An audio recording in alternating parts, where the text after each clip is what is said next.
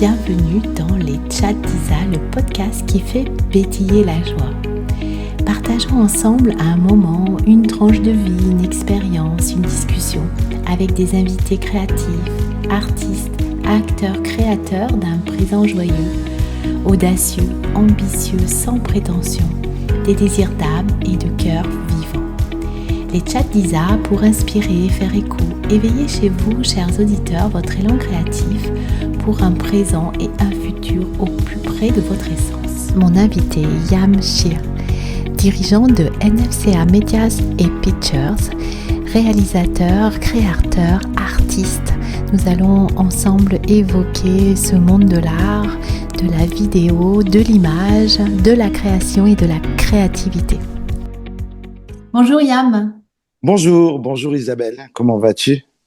Très bien, je te remercie. Je suis heureuse de te recevoir sur le podcast qui fait place aux créatifs. Alors, peut-être que les auditeurs qui vont nous écouter, quand ils vont comprendre ce que tu fais, ils vont dire, mais pourquoi a-t-elle invité cette personne? Donc aujourd'hui, tu es dirigeant d'une entreprise qui fait de la production vidéo Exactement, oui, NFCA, Pictures et et Médias. médias. Ouais.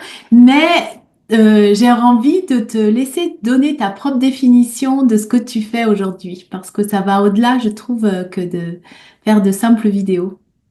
Bien, en fait, moi, ce que j'aime, c'est l'art en général. Donc, si tu veux, je viens des mondes artistiques et pas juste d'un seul monde depuis l'adolescence, que ce soit les films, le cinéma, la littérature, les chroniques, les nouvelles, les poèmes, le slam, le hip-hop. Euh, Tout ça a bercé en fait ma jeunesse très très très tôt. Je suis un très gros fan de cinéma. Je suis très cinéphile. J'aime beaucoup la musique et j'aime raconter des histoires. Si tu veux, la boîte de production me permet de faire tout ça en fait en étant indépendant en fait et aussi d'être au service de multiples projets, que ce soit pour des artistes ou pour des entreprises. Disons que dans l'agence, on mêle ma passion de culture pub et ma passion de l'art. Donc, on fait à la fois du marketing visuel, mais après, on est toujours, on va dire, et même étiqueté dans une démarche artistique. NFCA, à la Mm. base, ça veut dire les nouvelles formes de chaos artistique. À la base, c'est un collectif d'artistes même. Et c'est devenu une agence, une boîte de production, on va dire, pour développer nos propres projets aussi en parallèle et notre indépendance, en fait. Ouais, mais justement, c'était ma deuxième question. Qu'est-ce que ça veut dire NFC? Alors, tu nous parles de ton appétence pour l'art. Est-ce que, du coup, on est parti de là où tu es aujourd'hui. Est-ce que tu peux nous refaire ta biographie dans l'autre sens? Comment en es-tu arrivé là? Ouais, voilà, c'est ça. Bon, d'habitude, normalement, on commence par le début, mais là, j'avais envie de commencer par aujourd'hui. Ben, moi, ma passion, ça a été vraiment la réalisation, les réalisateurs. Dès mes 8 9 ans, j'ai euh, j'ai regardé beaucoup de films. J'avais la chance d'avoir Canal+ à la maison. À l'époque, il n'y avait pas Internet, il y avait pas toutes ces chaînes de télévision aussi. Donc, pour regarder beaucoup de films, bah, il fallait être abonné à Canal+. Et mon grand-père avait cet abonnement à Canal+, qui faisait que je prenais le magazine du mois et il y avait quoi entre 29 et 33 films cités avec un petit descriptif et moi je voulais tous les regarder en fait. Donc j'essayais de regarder tous ces films, peu importe le genre même, du drame à la comédie, au film fantastique, au film d'horreur, au film d'action, au film de science-fiction. J'ai essayé de tout regarder, même si j'ai vu quelques films qui m'ont vite effrayé quand j'avais 8 9 ans, parce que Tu me parles. j'ai essayé de regarder aussi les films d'horreur, etc. J'étais vraiment fasciné par les genres et la façon de raconter. Et je savais pas encore que... Je savais que c'était réalisé par, parce que je lisais toute la fiche descriptive, donc qui a écrit le scénario, qui a produit le film, qui l'a réalisé, mais mes grands questionnements, c'était quand je regardais un film, comment ils ont fait, Mais oui. comment ils ont fait ça, comment ça s'enchaîne.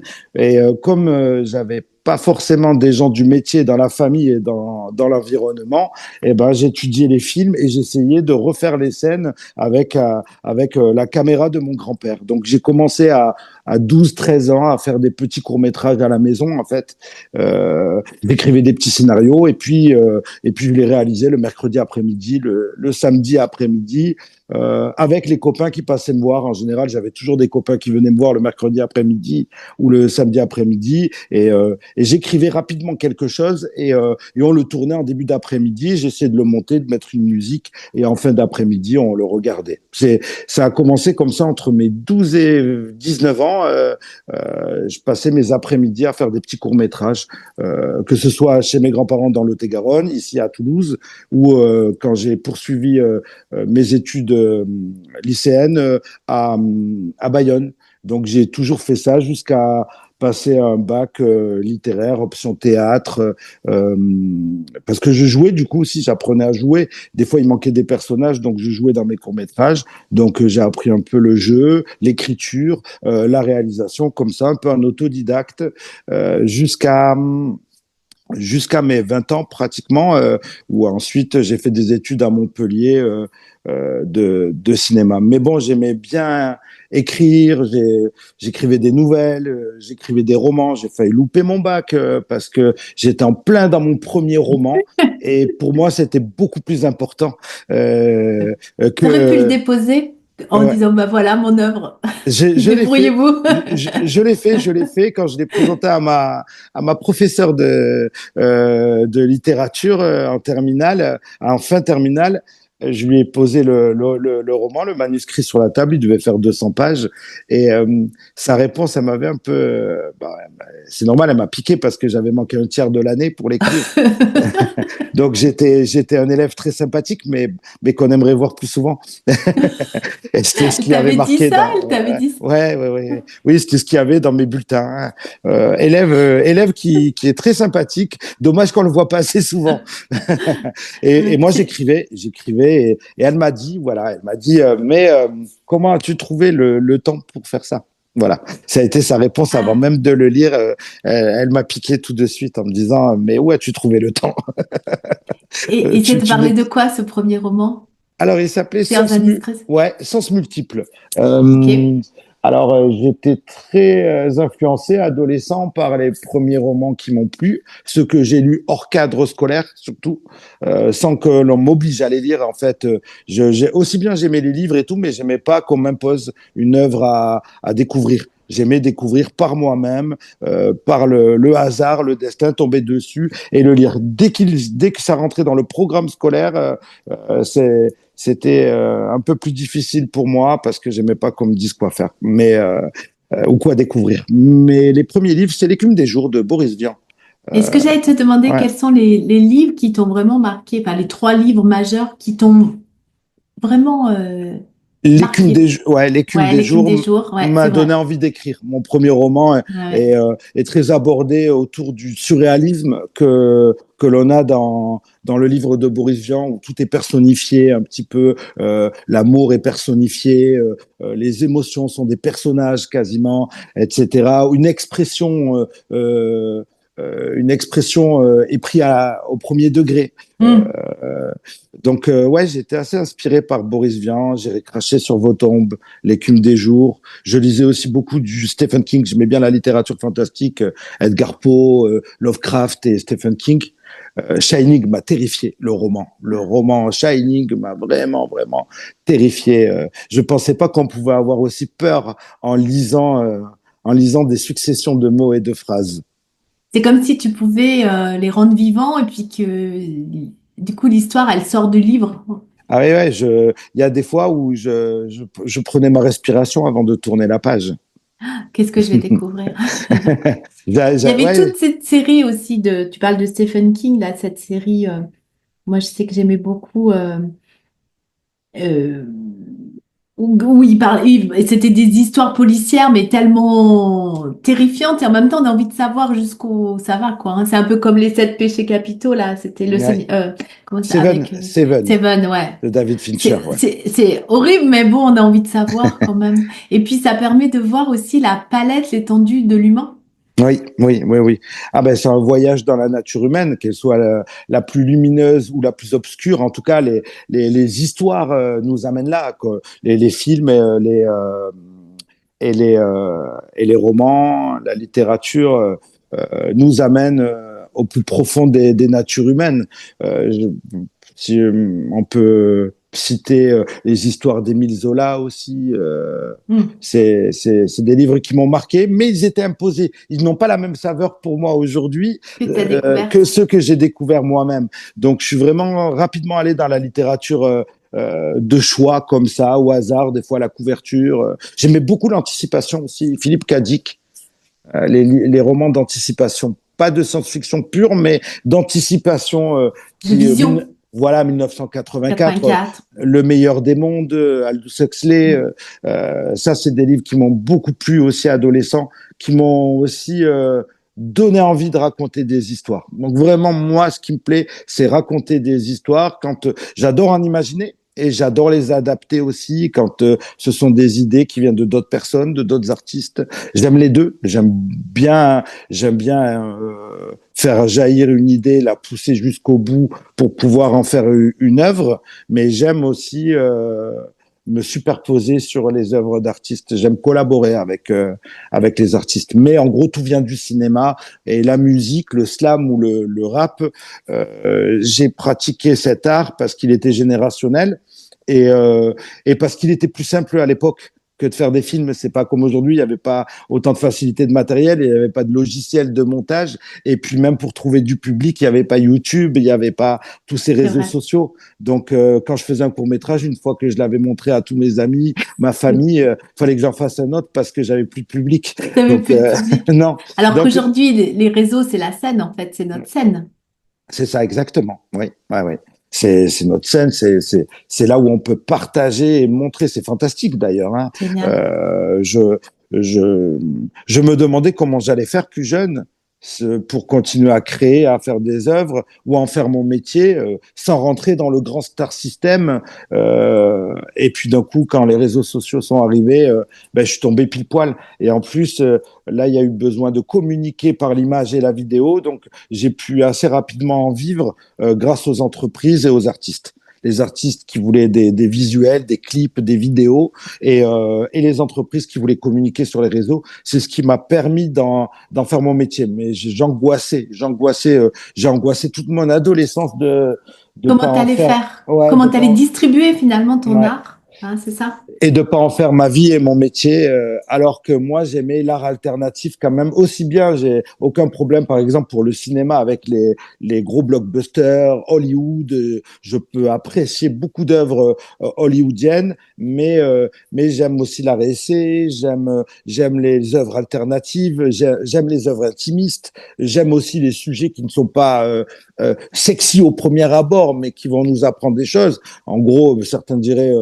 des œuvres pompeuses. Je peux Hmm. beaucoup apprécier des œuvres dites pompeuses par une catégorie de gens. Donc, moi, je voulais être surtout un artiste libre. La liberté, c'était ce qui revenait dans toutes mes œuvres. Voilà, et je pense que toi aussi, Ouais, Isabelle, ta avec... valeur numéro ouais, une. Ouais, mm, bah ouais, oui, ça c'est sûr. l'art libre.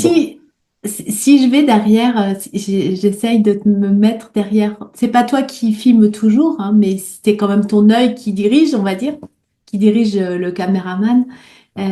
Si je me mets derrière ta caméra, comment je vois le monde? Je veux dire par là, ma question c'est, si je rentre dans ta tête, comment toi tu vois les choses? J'ai l'impression que tu vois énormément, que tu visualises, que Mm. c'est le sens principal, bien sûr avec ton métier, mais que tu as déjà une image qui t'arrive avant de filmer. Que tu vois Euh, déjà le ouais, scénario en fait, hein, c'est ça? c'est ça, ben, en général, il est dans ma tête. J'ai plus qu'à appliquer euh, les idées, les intentions pour un projet. Bon, si on prend par exemple un clip, pour un clip de musique, eh ben, je m'inspire de l'artiste en lui-même, tout ce qu'il me fait ressentir, tout ce qu'il dégage, son œuvre. Et puis ses volontés aussi, ah, bien sûr, ce qu'il veut dire. Je vais essayer de, de, de ne pas trahir, ce qu'il ce qu'il veut transmettre, mais essayer de le sublimer à ma façon en y rajoutant un petit peu ma touche. Mais avant un tournage, j'ai déjà une trame, une histoire. Je sais comment je vais filmer la personne, si ça va être de près, de loin, par rapport au thème, si on va être dans du contemplatif, dans du narratif, dans de l'action ou dans. En fait, la caméra va m'aider en fait, puisque elle capte. Et bien sûr, elle est là pour immortaliser les choses et pour avoir du concret. Mais en fait, sans toute cette partie-là, bon bah, tu peux filmer sans savoir exactement ce que tu veux retranscrire, et ça peut être une énorme erreur, je pense. Même si un film, on dit qu'on le fait 3 fois.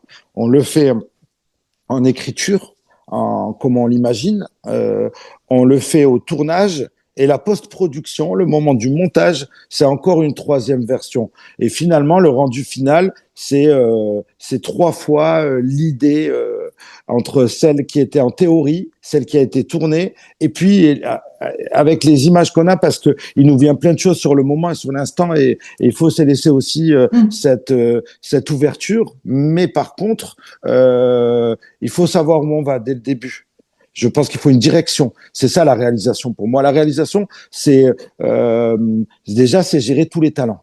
C'est mettre tout le monde au mieux de ses capacités sur un projet. Donc, tu vas avoir l'artiste, tous les acteurs, les protagonistes, la technique, les cadreurs. Et puis, il faut imaginer au montage. Voilà, le lieu les lieux, les endroits, exactement, les décors, l'éclairage, la lumière, et tout ça doit être homogène à la fin. Et moi, je dois retrouver toutes ces images dans mes rushs pour pouvoir travailler la post-production, et le montage va être encore un autre œil, puisqu'on va regarder toutes ces images qu'on a tournées, on va leur donner un ordre, une pertinence, on va équilibrer des points en disant oui, ce message est bien, mais il faut pas trop l'appuyer non plus.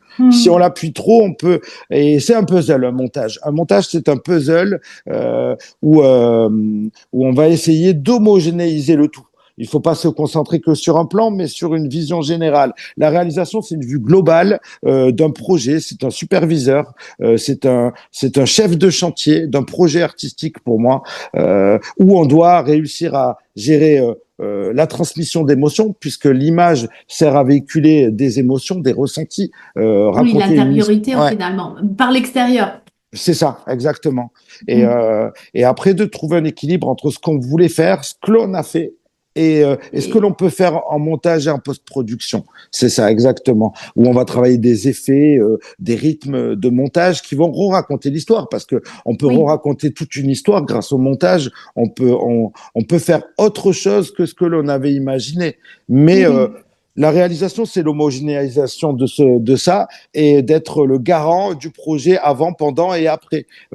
Si tu veux, quand je bosse moi avec toutes mes équipes ou quoi, moi je suis le vecteur de en amont, pendant et après, et au moment du montage. Alors que eux vont intervenir à des moments précis. Ils n'ont pas toute la vision globale du projet. Eux, on va dire que ils sont à la loupe. Moi, je leur demande de faire leur savoir, leur connaissance ou leur technique de manière très zoomée. Très zoomé, très micro, voire même macro, quoi. En macro-vision. Et moi, je vais gérer la vue d'ensemble, zoomer sur eux, voir ce qu'ils sont en train de faire va correspondre avec la vision générale du projet que j'ai. Tu veux leur donner, le sens que tu veux donner. C'est ça. Finalement, exactement. Tu pars d'un point A à un point B, et toi, tu dois rassembler.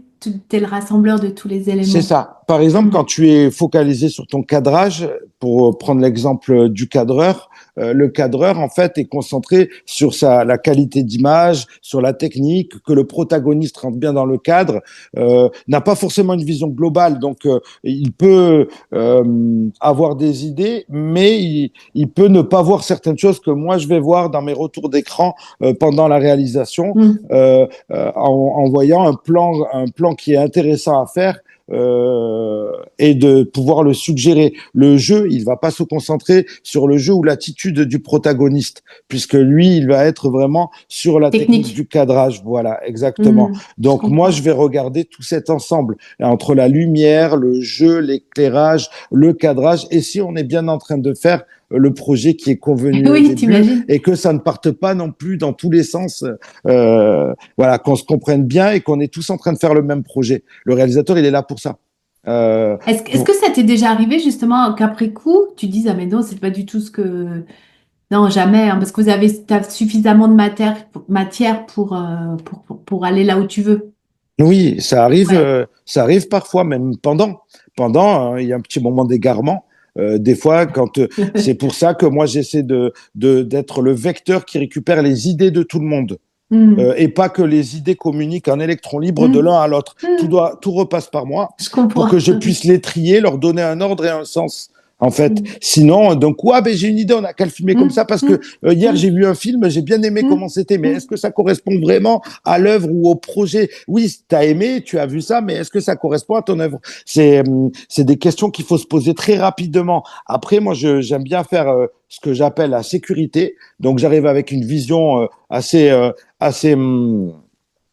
assez définie du projet pour pouvoir faire le projet en sécurité déjà. La première Hmm, base, c'est qu'on a toujours une contrainte de temps. La montre hmm, joue contre nous. Le temps de travail pour tout le monde, la lumière, le hmm. jour.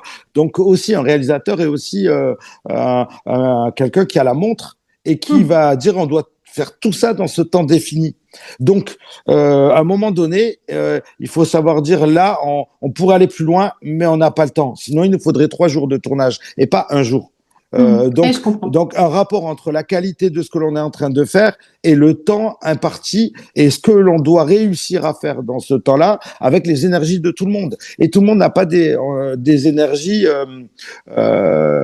comment dire, indéfinies. Il faut savoir utiliser l'énergie C'est des vrai. autres. C'est-à-dire qu'à un moment donné, tout le monde peut fatiguer. Et moi, je Hmm. suis là pour essayer d'équilibrer aussi ce point-là parce que si quelqu'un d'important au projet et au tournage fatigue, eh ben ça va s'en ressentir pour les étapes suivantes. Surtout si on a encore besoin de lui à De l'étape filmer, ouais. suivante. Donc je vais équilibrer les énergies de tout le monde sur la journée aussi. Donc j'essaie moi de prendre la responsabilité et tout le poids sur les épaules de la vision d'ensemble pour que les personnes restent que sur leur rôle. Et Hmm. c'est ça, c'est très important. On peut pas dédoubler les rôles, sinon c'est l'anarchie dans un projet. Hmm. Si tout le monde se prend pour le réal, c'est fini. Au revoir. Il y a Hmm. plus de, pour moi, ça va partir dans tous les sens. Et sauf qu'il y en a qu'un qui est garant du montage final, du rendu, etc. À un moment, on peut penser que quelque chose est bien sur le moment, mais peut-être ne sera pas gardé. Donc, moi, j'aime bien faire la sécurité, faire déjà quelque chose dont je sais que ce sera bien. Et puis, si on a du temps, je Hmm. suis ouvert On aux fait une, idées. ouais, quelques. On fait même des variantes et tout. Et ça arrive que la variante est mieux que ce que j'avais imaginé. Moi, j'ai imaginé quelque chose par rapport à X contraintes. Euh, donc c'est pas le mieux à faire. C'est ce qu'il y a de mieux dans un cadre, un contexte et un temps imparti. Après, je pense qu'un réalisateur doit être aussi éponge. Il doit écouter les idées à mener, etc. et se remettre en question, même pendant. Mais par contre, il doit garantir quand même que si on est en roue libre, on suit le cahier des charges et on Ouais, fait quelque on garde chose le cap. de pas mal déjà, de pas mal. Après, il y a des idées de génie qui sortent comme ça, comme Jiffy, eh bien on prend. Je te coupe, mais l'autre jour, j'ai vu une émission, et je sais plus quel film c'était, où Patrick Devers, il devait jouer une scène où il était en colère, et là, il pète littéralement les plombs, et du coup, le réalisateur, il a été surpris parce qu'il s'attendait pas, il a vécu le truc tellement fort ils l'ont laissé tourner parce que il était dans sa colère, quoi. Ouais. Et que il disait qu'il avait été surpris, mais que du coup, c'était tellement brut en émotion que finalement, Ouais. après, ils ont gardé la scène comme ça. C'est ça, c'est bien. En tant que réalisateur, moi, j'adore être surpris. Mm, J'adore voir les gens dépasser leurs limites mm, et moi de les accompagner au final dans ça. mm, Un réalisateur, c'est aussi un accompagnateur, en fait. mm. un accompagnant et quelqu'un sur qui se reposer euh, sur le choix définitif des idées. Donc tout le monde propose et puis quelqu'un fera le tri un petit peu le plus bien dans la plus grande des bienveillances Oui, pour l'œuvre. Mais parce oui, que tu peux, enfin, il y a cette notion de sécurité, moi je trouve, enfin, pour l'avoir testé, on va dire, hein, c'est de se sentir en sécurité avec la personne qui est derrière. Parce qu'il y a quelque chose quand on est de l'autre côté, une mise à nu qui fait que, faut se sentir en sécurité émotionnellement. exactement, oui, c'est vrai. Mm, Je pense que le lien, le rapport humain, de mm, toute façon, l'ambiance du tournage est sous la responsabilité du réalisateur. Si ouais. le parce que le réalisateur est le lien avec tout le monde et le lien commun. S'il amène un beau mood, une bonne Mm, énergie, quelque chose, tout le monde va avoir envie de se donner à fond, de se mm, sentir bien et mm, de voilà. Et si c'est pas le cas, mais c'est pour ça qu'il y a beaucoup de choses qui sont faites en amont. Le réalisateur a parlé avec l'artiste, le protagoniste, avec les cadreurs, avec la lumière. Tout a été fait quelques jours auparavant déjà. Dans l'énergie, aussi la motivation, mm. l'envie. C'est un manager aussi. C'est-à-dire que tu peux prendre le plus grand des talents, mais s'il n'a pas envie, il n'a pas envie. S'il C'est se vrai. sent pas bien, il va pas donner le meilleur de lui-même. Il faut réussir à cela et en plus de ça, bon ben à un moment donné, il faut que les gens de ton métier aussi te reconnaissent comme un réalisateur. Donc, Oui. le premier truc, je pense que c'est tes confrères de métier, qui eux-mêmes vont dire, moi, tourner sous ta réalisation, c'est oui, ils décident. C'est eux qui décident s'ils travaillent avec toi ou pas. Hein, tu peux même les plus grands talents, les plus gros cadreurs, les meilleurs, voilà, ben faut qu'ils t'aiment, il faut qu'ils t'apprécient, et ils apprécient de travailler avec toi et se sentent respectés aussi. Mais en Mm. même temps, un réalisateur, c'est normal. Tu lâches un peu du lest, tout le monde se prend pour réalisateur. Alors là, pour te dire, j'ai 15 ans de réalisation, je le sais. Donc à des moments, on replace les choses. C'est pas une fois que tout le travail est fait que après tu te dis qu'être réalisateur, c'est être avec tes mains et dire toi, mets-toi là, toi, fais ça, toi, fais ci. Ça se gagne, ça se mérite, ça se mérite. Ça, c'est la finalité. C'est la finalité de ton investissement, des fois des semaines et des mois avant sur le même projet, avec des calls, avec tout le monde, des visiocalls. Tu l'as gagné ce jour de tournage. Tu l'as Ouais. gagné que ce soit toi qui dirige. Mais sinon, une fois que tout est installé, tu dis, ah ben moi aussi, je peux donner des Je, instructions à tout je, le monde. rig- C'est juste ça, réalisateur. je rigole parce que tu sais, ça fait un peu comme les matchs de foot ou de rugby où les gens sont tous Oui. capitaines en fait, hein. C'est ça. Hein. Oui, ou derrière sa télé, oui, Voilà, c'est ça. tout le monde est coach et tout ça. Oh, Mais, ouais. mais il y a tout un travail en amont, bien Ouais, entendu, ouais. et une responsabilité. Quand tu signes ton œuvre, moi, je joue on va dire, ma Ta carte de carrière visite. sur chaque Ouais. projet, parce que chaque projet, s'il est bien, je retravaillerai, et s'il n'est pas bien, je Mm. me fermerai des portes. On dira, ah, sous Yamchik, c'est pas terrible. Finalement, là, j'ai vu son dernier truc, il est nul, hein, tu vois. Donc, quand tu signes pour le pire et le meilleur avec tout le monde. C'est-à-dire que tu vas assumer le résultat. Voilà. Mais quand c'est très bien, ça va. Mais ça peut aussi ne pas l'être. Jusque-là, on a de la chance. Enfin, de la chance. Ce que On j'allais dire, travaille pour oui, que. vous avez des bons, enfin, de ce que je peux entendre, c'est des très bons retours. Oui, ouais, ça Hein. fait plaisir. Les retours nous motivent à continuer parce que c'est énormément de travail réaliser une œuvre, c'est énormément d'implications, c'est aussi des appréhensions, c'est aussi des angoisses, des choses qu'on montre pas puisqu'on est là pour assurer déjà les gens avec qui on travaille pour pas que eux angoissent. Mais en fait, oui, oui, oui, puis il faut se renouveler en idées, en créativité tout le temps et c'est du sur mesure. Moi, il n'y a pas de projet où je fais comme la dernière fois, c'est pareil en Oui, roue tu vas libre pas faire un et je le copier-coller fais. de, bien sûr. Voilà. Chaque projet, c'est un process différent, une méthodologie différente où on se remet en question. En tout cas, à NFCA, nous, c'est comme ça. Et c'est vrai que je bosse avec les mêmes personnes, moi, depuis des années. Il y a très peu de turnover. On va dire que tous les 5 ans, je rentre une nouvelle personne avec moi en moyenne parce que je pense qu'il faut apprendre à travailler ensemble longtemps pour voir ce que l'on peut faire de super ensemble. Et ça demande beaucoup d'investissement. Et puis moi, mon métier, je le vois très impliqué humainement, quoi. Donc, c'est vrai que c'est aussi des aventures humaines pour moi avant tout. Et c'est ce qui, pour moi, fait qu'on arrive à se surpasser, à aller dans le dépassement de soi et à faire preuve même de résilience. Parce que au prorata, c'est des métiers passion de toute façon. Oui, au prorata si tu Ouais, comptes tes heures, on va dire, c'est pas rentable dans ce sens-là. c'est ça. Dans ce sens-là, pas du tout. Ben oui, bien sûr. Par contre, dans l'épanouissement, c'est pour ça qu'il faut que ce soit une vocation. Tu vois, parce qu'une personne qui veut le voir comme un simple métier, elle va dire oh là là, en fait, c'est mal payé ou quoi. Et puis même, il y a des moments creux, il y a des moments qui peuvent être avides, il y a des projets que tu prépares et qui peut-être ne se feront jamais. Tu avances tout le temps avec plein de doutes et il faut que le doute soit moteur. Il faut que ce soit même de l'essence pour créer, parce que si c'est un frein, ben, tu pourras pas aller au bout de certains projets parce que c'est un ingrédient que tu retrouveras dans tous les plats. Oui, c'est comme une sorte d'adrénaline et que ce soit pas, on va dire, un poison, le Ouais, doute. voilà, c'est ça, C'est ça. exactement. Ouais. C'est Mm. ça, Isa. Ouais. Mais après, voilà, c'est passionnel, je pense. Nous, on va dire pour une ville comme Toulouse, on arrive à travailler depuis 15 ans tous les mois, mais on ne sait jamais ce qui peut arriver dans l'avenir. Mais c'est ce qu'on aime. Moi, j'aime bien ne pas savoir l'année prochaine sur combien de projets je serai. Est-ce que ça se passera bien? Est-ce que ça se passera mal? Est-ce que on aura toujours des projets? Voilà. Moi, j'aime bien. Mais c'est peut-être pas pour tout le monde, évidemment. Tout est possible. Je peux faire chou blanc l'année prochaine, comme le peut-être travailler avec les gens que j'adore, des artistes que j'adore depuis mon enfance. C'est ce qui arrive aussi. Je travaille Et des justement, fois. c'est quoi Ouais. tes projets?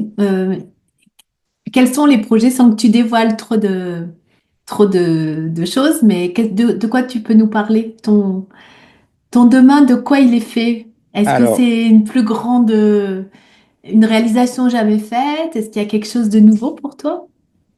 oui, j'essaye toujours, en tout cas, d'amener des projets qui seront nouveaux, qui vont nous amener, qui vont nous sortir de notre zone de confort, ou qui vont nous permettre d'explorer de nouveaux horizons. Mais oui, alors à NFCA, il y a les projets qu'on incube, qu'on produit.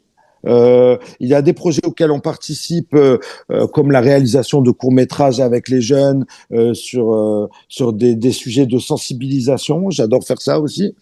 Euh, J'adore travailler avec des publics qui n'ont jamais tourné. Et puis après, je travaille avec aussi des productions plus aguerries, avec des artistes à plus forte notoriété ou de très grosses entreprises où on essaie d'apporter notre touche tout en respectant leur éthique, leurs valeurs, etc. Donc toute cette partie communication où on va essayer aujourd'hui de faire un nouveau genre aussi de production parce que les réseaux sociaux avancent beaucoup, ce qu'on appelle Mm. les trends, les accroches, le comportement des gens sur Internet, leur temps d'attention. Aujourd'hui, il y a beaucoup de vidéos très très courtes aussi pour captiver les gens qui sont nécessaires sur les réseaux sociaux, Ouais, etc. ça va Déjà, très vite. ouais, déjà, ça va très très vite. On est sur les IA, par exemple. On essaie de travailler en l'utilisant comme un assistant. Mm. Mais l'intelligence artificielle, on est dessus aussi parce qu'il faut pas louper des coches. Alors déjà, si je peux répondre à une première partie de ta question, c'est déjà on fait tout pour être là en 2026 et 2027. Et pour ça, il faut tout le temps Et ouais. se nourrir Et oui, de ce qu'il fait, parce que quand tu ouais, vois de ce les qui se IA, fait. on Mm. voit que c'est des assistants, hein, que ce soit dans la musique, dans le dessin ou la vidéo, mais ça remplacera pas ton Non, œil, en fait, ni non, non. ton émotionnel. Bien sûr, et puis après la partie, on va dire, la plus délicieuse du processus de créativité, on va pas le donner Mm. à l'IA. Moi, je demande pas à l'IA de Non, me donner des idées. Les idées, non. c'est pour ça qu'on fait ce métier. On va pas déléguer euh, la, la, Oui, la, le substantifique moelle de ta voilà passion. ce Bah qui est oui, le c'est plus sûr. génial. On va pas le Bah donner oui, à le n'importe jus. qui. Voilà. Mais par contre, l'IA en tant qu'assistant peut nous aider à pousser nos idées ou aller beaucoup plus loin. Et aujourd'hui, c'est vrai que pour une D- agence d- comme, ouais, D'ailleurs, peut-être tu as déjà testé. Moi, j'ai déjà testé d'avoir des idées dans la création. Ça se voit que c'est une IA qui l'a fait. Ça n'a pas d'émotionnel, en fait. Il ressent rien. Ça peut être ouais. joli, bien dit, mais c'est plat. Alors, moi, c'est ce que je trouve encore pour le Bah, moment, en moi, tout je trouve que cas. c'est plat, ouais. Ouais, ouais. Oui, et puis même, j'aime bien qu'il y ait une histoire, une idée, qu'elle vienne d'une histoire Mm, de vécu, des choses que mm, j'ai ressenties. Quand moi j'ai une idée, il y a toujours une anecdote qui va avec, une oui, storytelling de oui. vécu, de charge émotionnelle, de ressenti ou d'une raison pour laquelle tu veux travailler sur cette émotion. En tout cas, tu as raison. Après, l'IA, en tout cas, aujourd'hui, est en train d'envahir tous les métiers, beaucoup de secteurs Mm, d'activité. Et c'est vrai que nous, en tant qu'agence de communication, parce qu'il y a la partie communication et marketing, on se doit d'être à la page. Donc déjà, mon premier objectif, déjà, c'est de rester à la page, de suivre tout ce qui se fait, d'apprendre, et ça prend du temps. Aujourd'hui, on travaille avec certains logiciels dont on a dû prendre du temps pour apprendre à les maîtriser, comprendre leurs capacités et aussi les incorporer dans notre façon de travailler tout en restant avec notre œil à nous, mm. subjectif. Donc il y a cette partie-là et puis après, à côté de ça, oui, on est en train de développer de la production de documentaires, de courts-métrages, de fiction. Donc moi, mon envie, en tout cas, elle est de développer la partie fictionnelle en Occitanie, produire des films à long terme. C'est vraiment le but, réaliser certains de mes projets en tant que réalisateur de films, faire mes premières œuvres, mais Donc, produire. ça serait tes premiers courts-métrages ou longs-métrages, je sais pas, enfin, tes premières œuvres toi-même, en fait, que tu aurais écrit, c'est ça que tu veux dire? Quelque Que je suis chose que en tu train. aurais, Oui, oui, oui, oui, je ou suis quoi? dessus. Oui, j'ai Ouais, écrit ouais. déjà beaucoup de choses. Donc maintenant, c'est le développement. Mais Peut-être le livre que ta professeure de français, là. et tu sais quoi? Je sais justement, je sais pas. Tu sais que tout ce que j'ai fait de mon adolescence, donc je dois avoir une soixantaine de courts métrages amateurs, moyens Eh ben métrages ouais. amateurs, d'écrits. Mais tu sais, j'ai du mal à me retourner. Donc Ah. tout est dans un placard.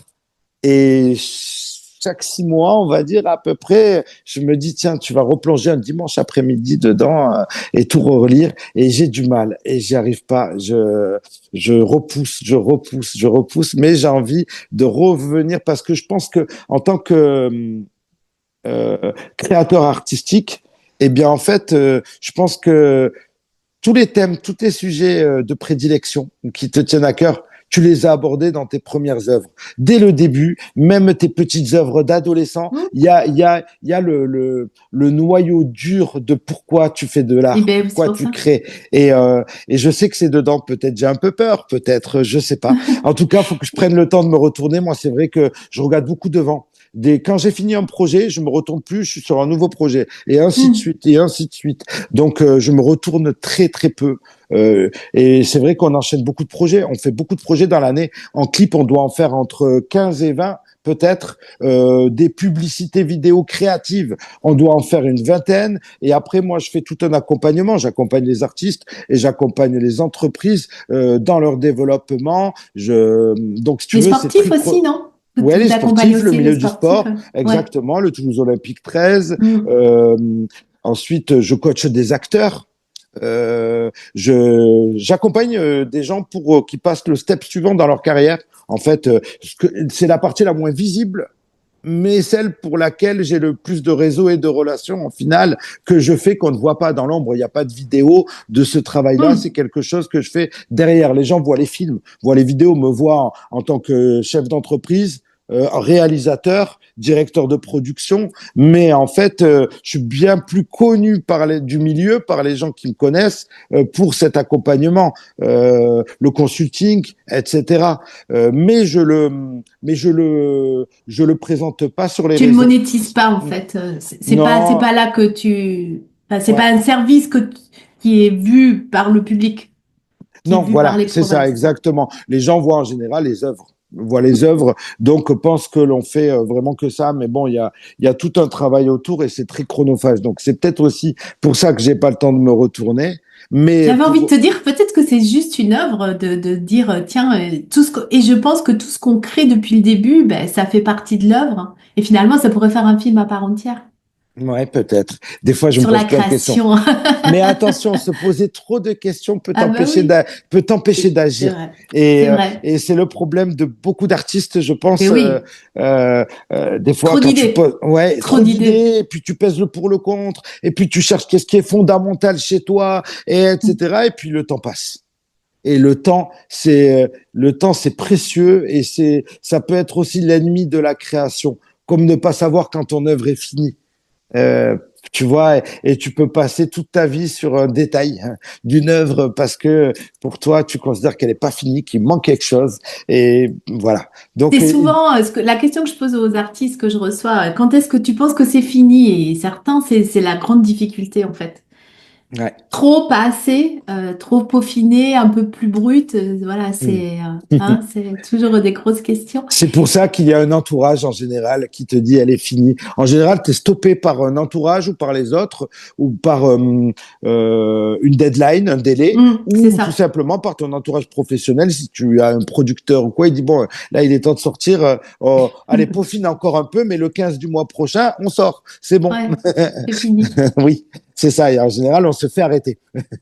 Et si par exemple, moi j'ai un scénario, je viens avec un scénario de film et je viens te l'apporter, je te dis, mais Oui. réalise-le, ça t'arrive ça? Oui, bien sûr, et je Ouais, suis ouais. très ouvert à ça. J'ai pas Mm, de, moi j'aime réaliser. Écrire, c'est autre chose encore. mm, J'aime écrire. Je peux écrire et ne pas réaliser, et je peux réaliser une œuvre que j'ai pas écrite parce qu'elle me parle.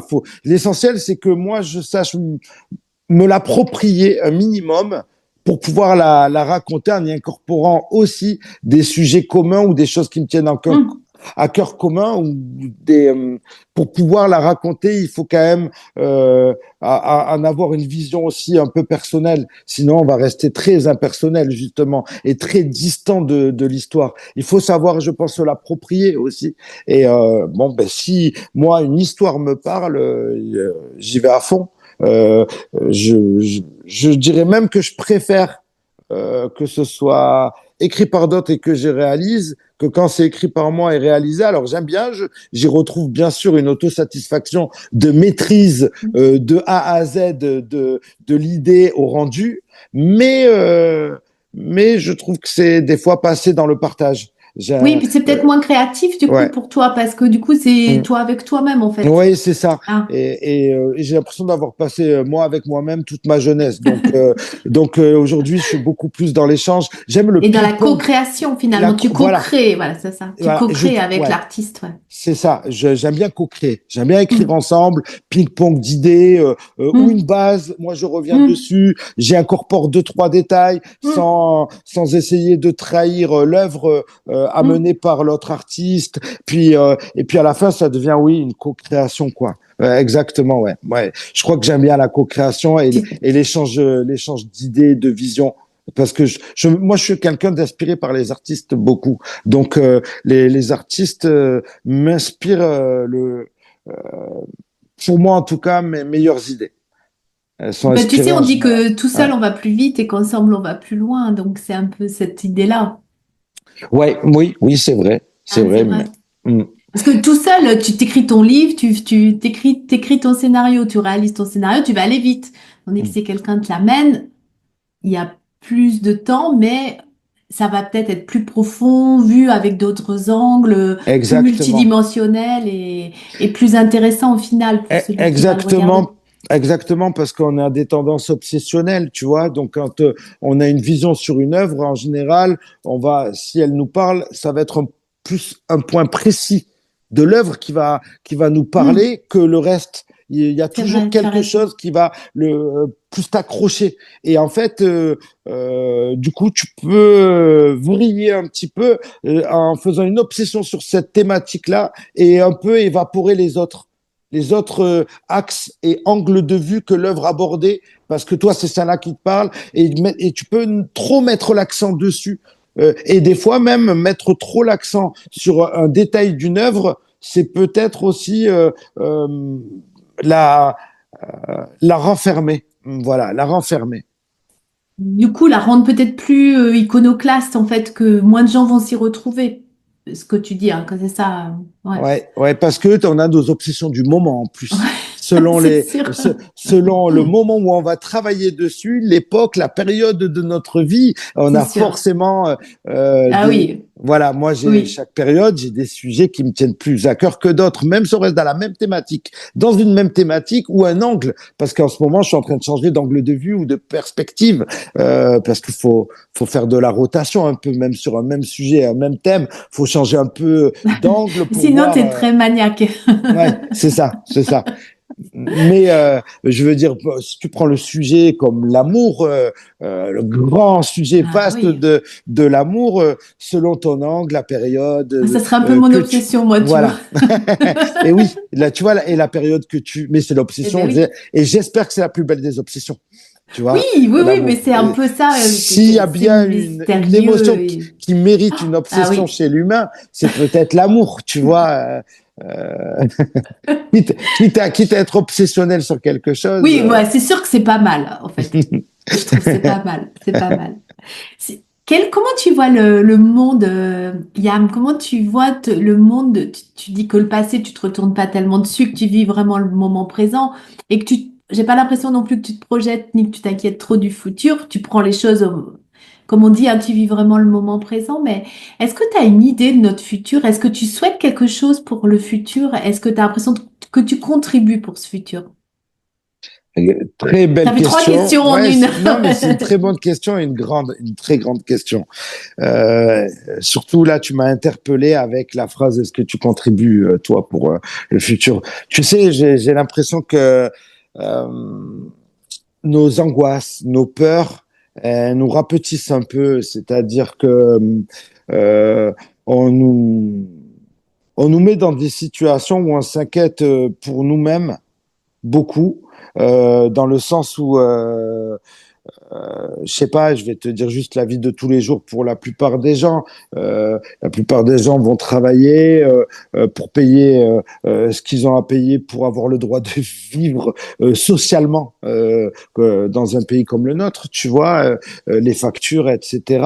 Et en fait, j'ai l'impression que ça gâche nos potentiels à tous parce qu'on est là à devoir tenter de survivre, en tout cas dans le côté système, dans notre système, alors qu'on a tous des potentiels plus grands et que tu touches un point fort, c'est que pour moi, le plus grand épanouissement de l'humain, c'est celui d'être utile pour les autres et pas Hmm. dans l'autosatisfaction. C'est ce qui nous Hmm. grandit, c'est ce qui même nous Hmm. crée un alignement avec l'univers, les nôtres, les humains, nos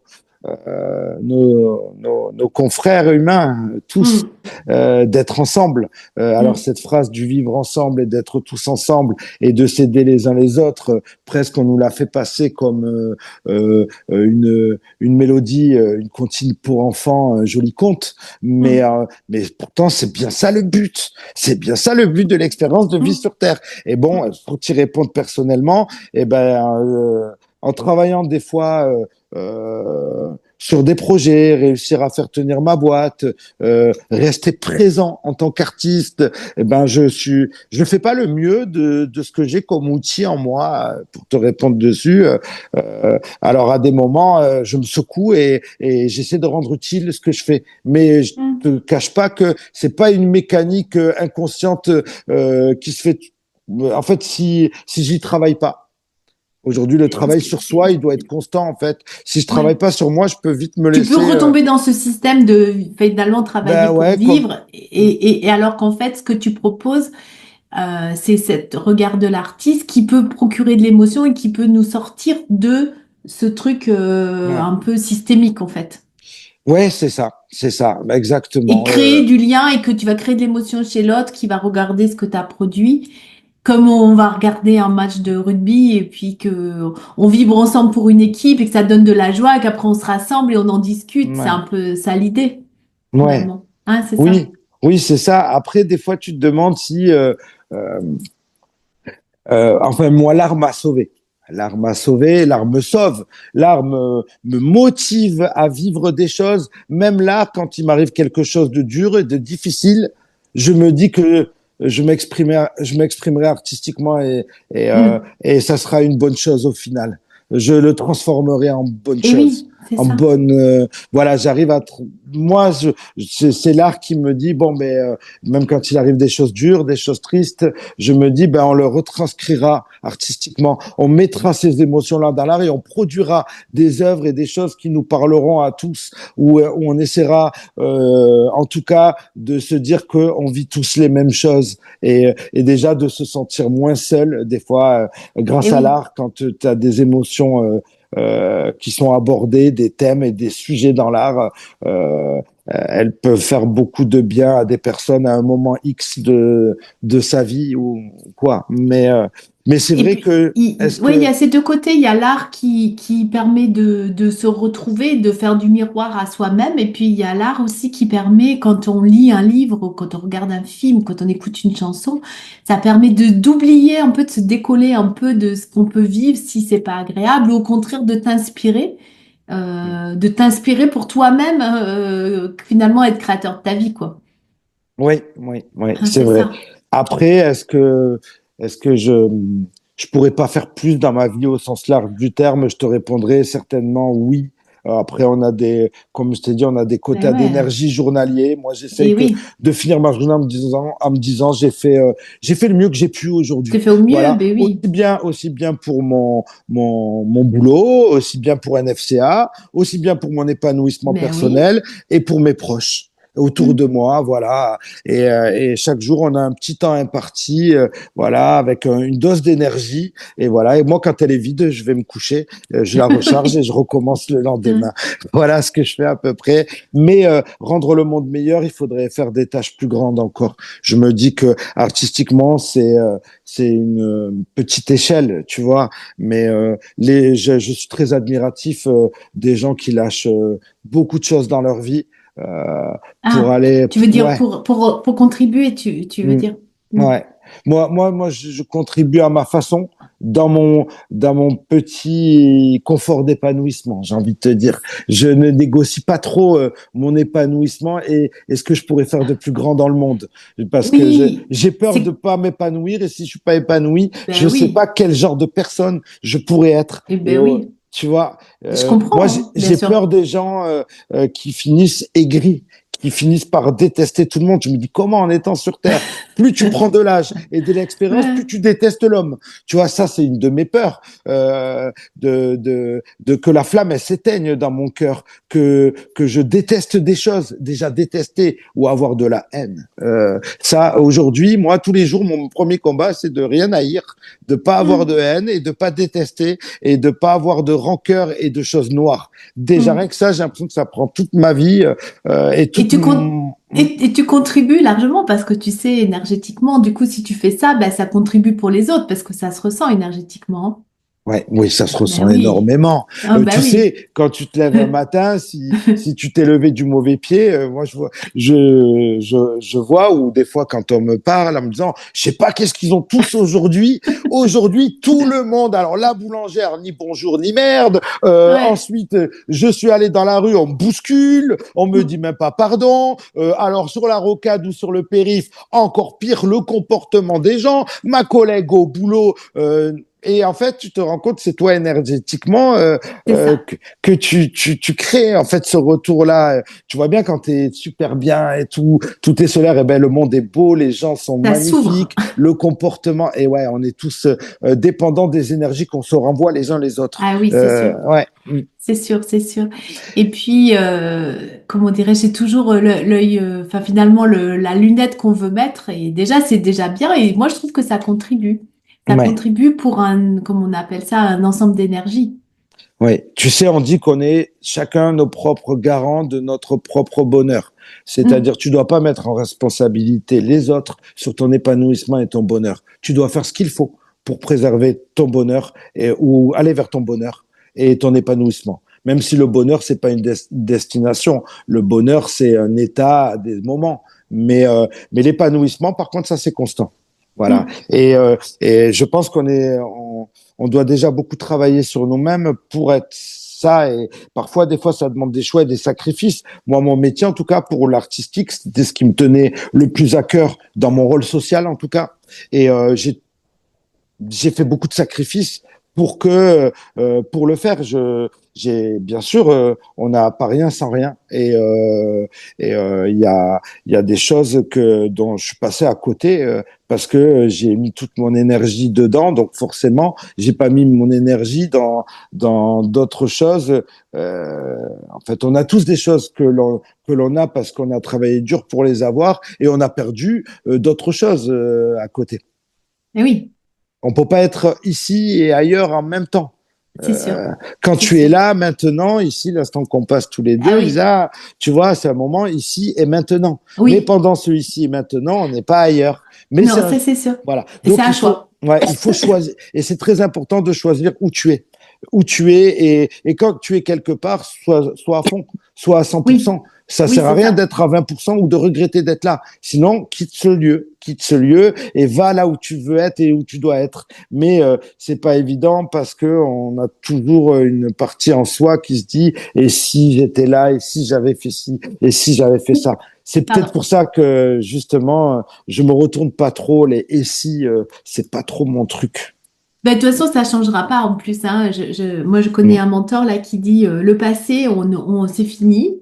Le futur, on ne sait pas. Et donc, il y a que l'instant présent. Et ça, Présent, c'est le ouais. plus Mm. difficile à vivre, hein. Ah Tu ouais. vois, ouais, exact. Même le futur, tu peux l'imaginer comme tu Eh veux, oui, mais tant jamais que ça la se situation, passera. comme tu l'as Jamais ça se imaginé, passera. te- Jamais.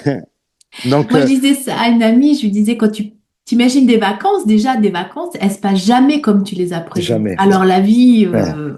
Et peut-être moi, c'est ce que j'aime. J'aime bien que les choses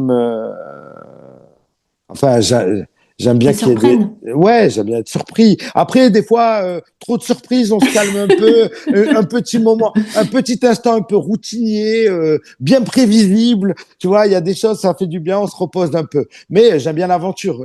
Il faut de l'aventure tous les jours. Il faut de toute façon vivre chaque journée comme une grande aventure. Comme Euh, la dernière. ouais, c'est ça comme la dernière. Et chaque journée comme une journée de plus, un bonus, et pas le temps qui reste. Moi, j'ai Mais longtemps oui, bien été sûr. victime de Baudelaire et des fleurs du mal, adolescent, Hmm. mais ça m'a mis dans le spleen. Le spleen, alors Complet. c'est joli artistiquement. C'est romantiquement sombre dans la poésie et la vision de la vie, mais c'est pas très bon en fait. C'est pas très très bon non plus parce que C'est un peu dépressif, on va dire. ben le spleen c'est joli artistiquement, c'est très beau. Mais non, il faut pas spleener. Par contre, en fait, moi j'ai cru à un moment j'avais ce spleen baudelairien et tout ça, mais non, en fait, c'est c'est une belle œuvre. Mais c'est pas comme ça qu'il faut voir la vie. Le temps, c'est pas un sablier. Moi, je l'ai longtemps vu comme un sablier. Et en fait, le temps, c'est nous, on doit le voir comme on a plus de temps maintenant. On a plus de temps maintenant. Par contre, ça pousse à faire les choses et à pas procrastiner, de se dire chaque jour un jour de plus. Et alors, faut faire tout comme aujourd'hui, comme tu as dit, comme si c'était le dernier presque. C'est vrai, Ben ouais. si on te demande, il te reste 48 heures à vivre, Ouais, qu'est-ce que tu veux qu'est-ce que tu faire? ferais? Ça Ben serait pas ça. voilà, ça serait pas le même programme peut-être que quand tu penses que tu as tout ton temps. Voilà, tu Bien ferais pas sûr. la même chose, t'appellerais pas les mêmes personnes, euh, et peut-être irais droit au but de ce que tu veux vraiment. Donc des fois aussi, c'est bien quand on est un peu cette crainte que rien n'est éternel, rien n'est éternel. Ça nous active. T'imagines si on vivait Mais éternellement? justement, c'était un prêche que j'avais entendu une fois à la messe. Le prêtre était tellement content de dire heureusement qu'on est mortel. Et alors, il levait les bras aussi. Il Ouais. disait c'est formidable, c'est formidable. Et les gens étaient un peu effrayés. Et moi, je voyais ce qu'il voulait dire. Il disait Oui. sinon, on ferait jamais rien. T'imagines, je te dis ça, Bah ouais, cool, et on n'a qu'à se faire les chats d'Isa, on se fait un petit podcast ensemble. Le siècle prochain, oui, on en c'est reparle ça, en 2300. c'est ça. Et donc, en fait, il disait sinon, si c'était pas fini, on ferait rien. Ouais. Et on se mouvrait pas, on n'aurait pas d'envie, on n'aurait pas d'élan, et ça serait, on s'ennuierait grave, quoi. Puis ça serait long. L'éternité, c'est long. Et justement, L'éternité, c'est long, surtout vers la fin. oui, c'est ça. C'est ça la phrase, hein. Oui, c'est ça. J'avais lu une phrase, je l'ai notée, et justement, tu parlais de choix. Et je l'ai notée parce que je l'ai juste noté, je l'ai vu passer, je sais pas où. C'est quoi la vie quand on a le choix? C'est Alors, on quoi va la peut-être vie? pas répondre à maintenant, mais je trouvais que c'était une bonne question à se poser. C'est quoi? Mais j'ai bien envie de la répéter quand même à voix haute. C'est Vas-y. quoi la vie quand on a le choix?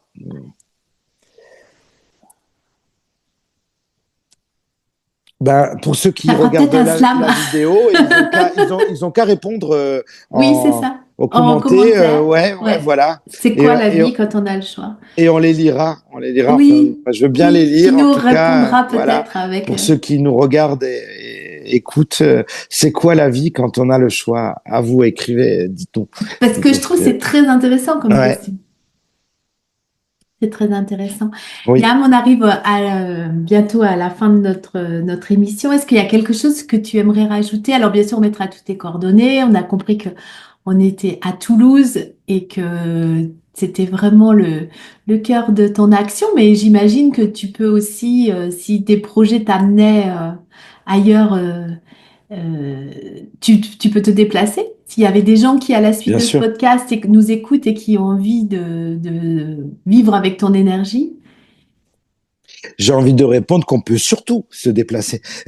Parce que quand on peut allier sa passion et les voyages et la découverte des autres, parce que c'est ça au final le cœur du truc, c'est de faire des rencontres. C'est moi je vis ma vie en fait. J'ai pas les moments où je travaille et les moments où je vis ma vie personnelle.